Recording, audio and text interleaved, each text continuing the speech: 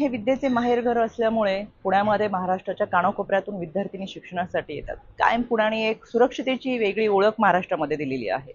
यामध्ये कालच्या स्वारगेटच्या घटनेने खरंच मनाला वेदना होतात।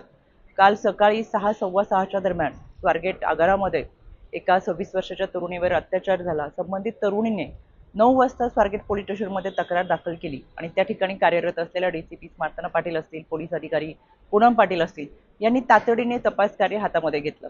याच्यामध्ये त्या भागातील सगळे सीसीटीव्ही फुटेजचे कॅमेरे चेक करून त्या संबंधित तरुणीने आरोपीची सांगितलेली ओळख आणि त्या अनुषंगाने तयार केलेले स्केचेस असतील, फोटोज असतील, या अनुषंगाने पोलिसांची 8 पथकं ही कालपासूनच ग्रामीण शहरी भागामध्ये रवाना करण्यात आलेली आहेत।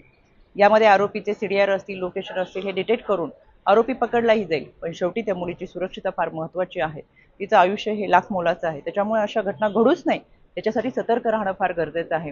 मी सातत्याने पोलिसांच्या संपर्कामध्ये आहे। याच्यामध्ये स्वारगेट पोलीस स्टेशनचं पेट्रोलिंग ही उत्तम पद्धतीने चालू असताना या रहदारीच्या भागामध्ये अशा पद्धतीची घटना घडणं हे दुर्दैवी आहे। या घटनेचे सीसीटीव्ही फुटेज पाहिल्यानंतर लक्षात येतं संबंधित तरुणी ही आरोपीशी बऱ्याच वेळ बोलताना दिसतीये। मास्क घालून आलेला हा आरोपी अनोळखी आहे, आपली कोणतीही ओळख नाहीये, तरी सुद्धा संबंधित तरुणीने आपल्याला कुठे जायचंय, आपल्याबरोबर कोण आहे, आपला पत्ता, या सगळ्या गोष्टी सांगितल्यामुळे कदाचित आरोपीच्या लक्षात आलं असेल की ही मुलगी एकटी आहे आणि आरोपीने सांगितलं की मी तुला बस दाखवतो, माझ्यासोबत चल, आणि यामुळे ती तरुणी त्या आरोपीसोबत गेलेली आहे। मला महाराष्ट्रातल्या माझ्या सर्व लहान भगिनींना या निमित्तानं आव्हान करायचं आहे, कोणत्याही अनोळखी व्यक्तीवर विश्वास ठेवू नका, आपली कोणतीही माहिती अनोळखी व्यक्तींना देऊ नका। इतकंच काय, सोशल मीडिया आणि फेसबुकवरती सुद्धा जर कोणी फ्रेंड रिक्वेस्ट पाठवत असेल तर सहजासहजी त्याला बळी पडू नका। शेवटी माणसांच्या कळपामध्ये हिंस्रश्वापादांची संख्या दिवसेंदिवस वाढतीये।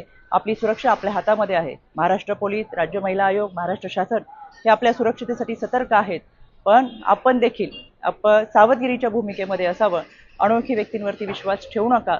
कोणतीही माहिती हवी असल्यास त्या भागातल्या शासकीय यंत्रणेकडे चौकशी करावी। स्वारगेट भागामध्ये आपल्यासाठी मदत कक्ष आहे किंवा 112 या क्रमांकावरती 1098 1091 या क्रमांकावरती माहिती विचारली तरी सुद्धा आपल्याला माहिती मिळू शकते। म्हणून महाराष्ट्रातल्या माझ्या या सर्व विद्यार्थिनींना, लहान भगिनींना मला या निमित्तानं आव्हान करायचंय, सतर्क रहा। अनोळखी व्यक्तींच्या कोणत्याही दिशाभूल होत असताना त्याला बळी पडू नका।